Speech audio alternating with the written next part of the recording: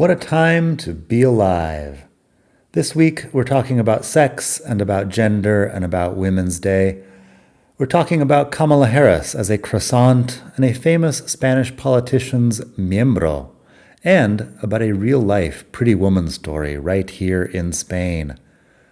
March 8th, of course, was International Women's Day, and women all across the country were celebrating, although some people seem to be confused about what exactly makes someone a woman. Hey everybody, it's Daniel. Welcome back to Spain to Go, the best podcast in the entire multiverse for all things Spain. This is episode 101. And I was just kidding about Kamala Harris as a croissant, but my local bakery for Women's Day had an inspiring display of Nutella croissants with purple frosting, accompanied by a couple of pictures of feminist icons such as Kamala Harris and Emma Watson. Emma Watson, my wife Morena suggests, is one of the stars of the Harry Potter movie franchise. I don't know. As it turns out, Spanish feminism has a bit of a problem, though, and that's what we're going to talk about in today's podcast. We've also got a couple of political sex scandals that people are talking about in the news. Interestingly, the most popular articles on my blog are about sex and dating. I've got an episode of the podcast also for dating Spanish girls, one of my classic articles about, international romance. That's way back in episode 8, if you want to go back that far. I've also got an episode about sex in Spain. That is episode 41. It talks about some of the ins and outs of hot Iberian lovin', as it were. I don't know. Some of the topics are sex in public, marital infidelity, and I think there's a little bit about anal beads in there. I wrote it several years ago, so I don't exactly remember. Anyway, that's episode 41 if you'd like to take a look or listen. Anyway, the most popular articles and episodes of the podcast are about love because people love love, or if love is unachievable at this time, at least a pleasurable exchange of bodily fluids. So, let's talk about some of those sex scandals, shall we? First, the minister and the escort.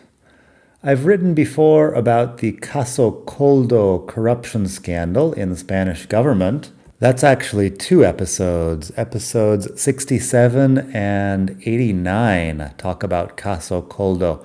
It's a long story, and you really have to be interested in Spanish politics to follow that kind of thing day to day. But one of the subplots of Caso Coldo was about José Luis Ábalos, the former Minister of Transport and Pedro Sanchez's right-hand man, who had a relationship with Jessica R., a young woman he claimed was his girlfriend. Well, Jessica R. turns out, according to an investigation by The Objective, to be a prostitute he found online. And according to what I'm reading, for around 6,000 to 12,000 euros a month, she formed an exclusive relationship with Ábalos that lasted for a couple of years. It's like a real-life Pretty Woman. Wow. Keep in mind that prostitution is legal in Spain, so there's nothing illegal about paying a girl you found on an escort website to have sex with you, if that's your thing. There's also nothing illegal about putting her up in a luxury flat in Torre Madrid, which apparently happened in the case of Ábalos. What might be illegal is the allegation that the minister got his girlfriend, Jessica, jobs at public companies, where she didn't have to interview or even show up for work. The newspapers are calling that alleged activity tráfico de influencias. Also, Caso Coldo started because it looks like Ábalos might have been receiving kickbacks from the sale of surgical masks back during the pandemic. That sort of thing would be illegal if proven. Government ministers get paid pretty well, but it appears that he was living a lifestyle far beyond the means of someone who is earning a government salary. After Jessica, he again allegedly dated a woman who had been Miss Asturias, a beauty pageant winner from the north of Spain. He then got her a job as an administrative assistant in a public company, but in this case, Miss Asturias actually showed up to work. High-ranking officials using escort services is something I think literally no one in Spain is surprised by. Prostitution is kind of an open secret, sometimes not even that secret among, Spanish guys. Still, it's not a good look for a member of a highly feminist government like the one we've got to have their top-ranking people poking around on prostitution websites. Anyway, let's talk about another scandal, Íñigo Errejón and Elisa Mulia. Another case that's recently been in the news is that of Íñigo Errejón, one of the original founders of the far-left Podemos party, who abruptly quit his job and left politics last October when allegations of sexual misconduct began to appear against him. His resignation letter, interestingly, blames the patriarchy for his behavior and claims that he descended into a neoliberal way of life. I think his use of the word neoliberal to describe this is hilarious. Spanish leftists like to use neoliberal to mean bad things. Basically, I think it's just kind of doing what you want without government regulation telling you what you should be doing. So when he says neoliberal way of life, it's not in any way clear what he's admitting having done, but he still seems to be admitting that he behaved inappropriately. In a roundabout way, I think what he's saying is that the fame of being an important Spanish politician went to his head and he thought he could get away with whatever he wanted. A few days after Errejón's resignation, we had the Dana, the giant winter storm down in Valencia, in which 224 people died. That took over the news cycle for a couple of weeks. Íñigo Errejón moved to the back burner of the collective consciousness, but he's now on trial for sexual assault, accused by an actress and TV presenter named Elisa Mulia of pulling out his miembro viril, his male member, in a locked room at a party back in 2021. She claims she told him that solo sí es sí, only yes is yes, a slogan about the importance of affirmative consent that Spanish leftists use a lot. Errejón says that in real life people don't talk that way and that Mulia is lying about pretty much everything. Of course, I wasn't there. Presumably we'll have a legal verdict at some point, but in the meantime it looks pretty bad when one of Spain's top male feminists goes on trial for sexual assault. Personally, I have little sympathy for politicians, but I would imagine that being famous, powerful, and constantly in the public eye does some weird shit to your brain, and probably the brains of everyone around you. So if Errejón says that the fame went to his head and made him do things he wouldn't get away with as a broke grad student with a job at Starbucks, well, yeah, I guess it sounds plausible. Finally, Monedero gets touchy-feely. A couple of days ago, it came out that Juan Carlos Monedero, another of Podemos' original founding members, had been accused of being very touchy with young women at protests and generally inappropriate with some female politicians from his party. Monedero, interestingly, was a consultant for the Venezuelan government back in the Hugo Chavez days. This Podemos party and its splinters are a little bit more pro-Venezuela than I would like. But I do remember when everybody thought Hugo Chavez was a great guy because he would, insult President Bush. This is how long I've been paying attention to Latin American politics. In any case, this Monedero guy came back from Venezuela and started the Podemos party along with Pablo Iglesias, the aforementioned Íñigo Errejón, and presumably some others. I'm not a huge follower of the lives of politicians, so I was not paying much attention back at that time. Now, though, he's accused of being very touchy with women who are not at all interested. None of this sounds like an actual criminal allegation, maybe just creepy and weird behavior, but it had been reported internally by various women, and the party leadership, also made up of women, had done nothing about it. Of course, Podemos and its splinter parties all claim to take women's allegations and the topic of sexual consent very seriously. But when things like this happen with members of their own party, it would appear that they're less than eager to take action against el machismo. and the men who practice it. I think there were even some allegations against Pablo Iglesias back in the day. They didn't really make it off Twitter, as far as I know. It was just some creepy, weird stuff he may or may not have done, allegedly, back before he was famous. The fact is that the women in these parties say that they're going to investigate even anonymous social media posts accusing men of inappropriate behavior, but when anonymous social media posts pop up accusing men of inappropriate behavior, they sweep it under the rug, and it looks bad for everybody. Maybe in the real world it's impossible to find politicians who aren't huge douchebags. I don't know any politicians personally, but I would assume that a good case of egomania and a sense of entitlement are basically what gets most people into politics to begin with. The Monedero story may develop in the coming weeks. I don't know, it might just disappear. Either way, the political parties that were making such a big deal out of Women's Day for the past several years are naturally keeping a low profile now in March 2025. And that brings us to Women's Day a couple of days ago. I'm recording this on March 10th. March 8th was International Women's Day. And the time has come to talk about the great feminist divide. I mentioned earlier that prostitution is legal in Spain, but a lot of people wish it wasn't. That's one of the big issues dividing Spanish feminism these days. I did an episode on that a few years ago called Spain's Prostitution Debate. That is episode 27. You can check that out if you'd like. Anyway, the upshot of it is that prostitution is legal, or at least in a gray area, not illegal, and that there's kind of a lot of culture behind Spanish men using the services of prostitutes, shall we say. So some feminists think that prostitution should be regulated and turned more into a dignified form of sex work, like it is up in the Netherlands. Amsterdam has its famous red light district, which I walked through at one point and I thought it was very creepy.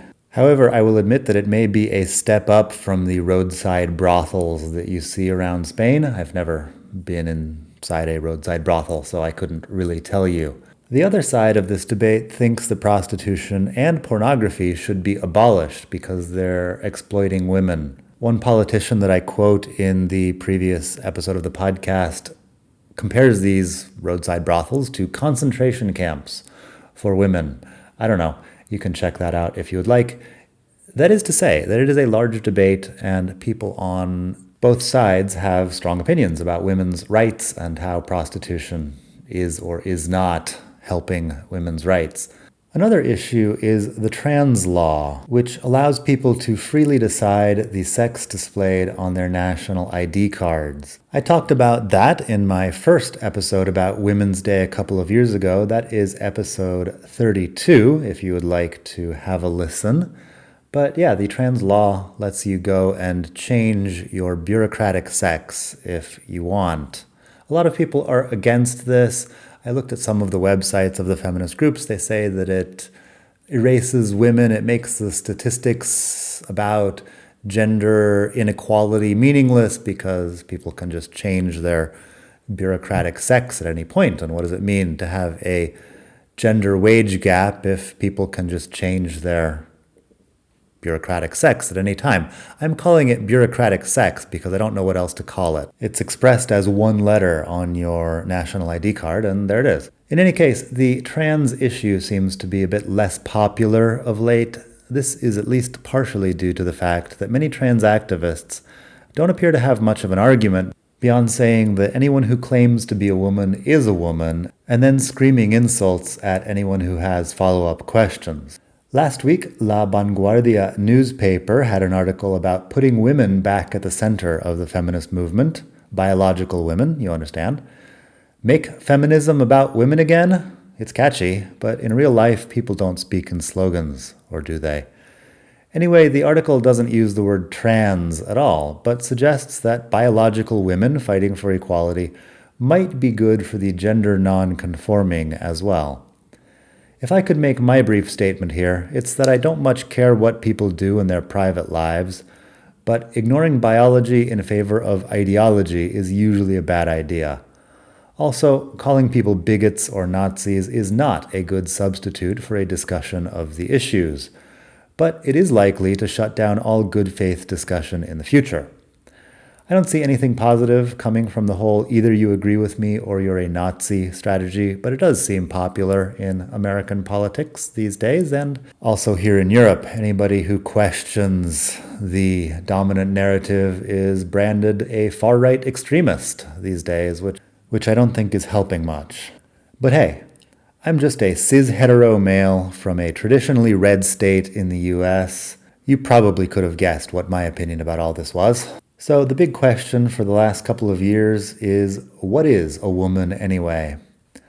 El País has published a recent opinion piece wishing that feminists would put aside their differences for at least one day to make a show of unity, but that seems unlikely to happen. The other day in Madrid and Barcelona, the feminist movement split into two separate branches for their protests, so that the trans-accepting and the trans-excluding don't have to see each other on the streets. A lot of regular people, weekend warrior feminists as it were, seem a bit burnt out by the whole thing, and I can understand where they're coming from. The last time I went to a Women's Day march, out of journalistic curiosity of course, there were people standing around chanting, "Con pene o con vagina, mujeres combativas." I guess that statement is unintentionally hilarious, saying that women should be quarrelsome whether they have penises or vaginas. I especially like the half-hearted attempt at a rhyme between vagina and combativas. But I was at the protest, like I said, and I heard that, and I thought, maybe I'll sit this one out. As someone who's fairly certain he's not a woman trapped inside a man's body, I've got nothing to add to this debate. I'll let women decide who can be a woman, and once they've done that, I'll check back in. That's about all I've got for today. I hope you're having a great day wherever you are in the world. Women's Day came and went. I went down to see the protests this year, 2025. Also, it is worth mentioning that the trans-exclusive protest was much smaller than the other one. The trans-exclusive had several hundred people, but the other Women's Day march had a little bit of everybody, also a much younger and more diverse crowd. And I'm going to be perfectly honest here. I spent about 10 minutes at each of these two protests, and then I walked into a hardware store to look at tools I could use for home improvement projects. I cannot think of a more heteronormative way of spending my evening. I promise I will not be using the word heteronormative in too many future episodes of this podcast. It might pop up from time to time, but I'm definitely not going to start lecturing you about the cis-hetero-capitalist patriarchy or phallocentrism or anything like that. I know the lingo, but it's not really my scene. I do think it is very important to contemplate that most people in the Western world in the 21st century spend all day in air-conditioned offices staring at screens, and then they go home and sit in an air-conditioned house staring at screens. So gender or sex differences are not nearly as important as they would be if we were on a farm or on a fishing boat. On the other hand, you've got guys like Richard V. Reeves, who's sort of theorizing about masculinity.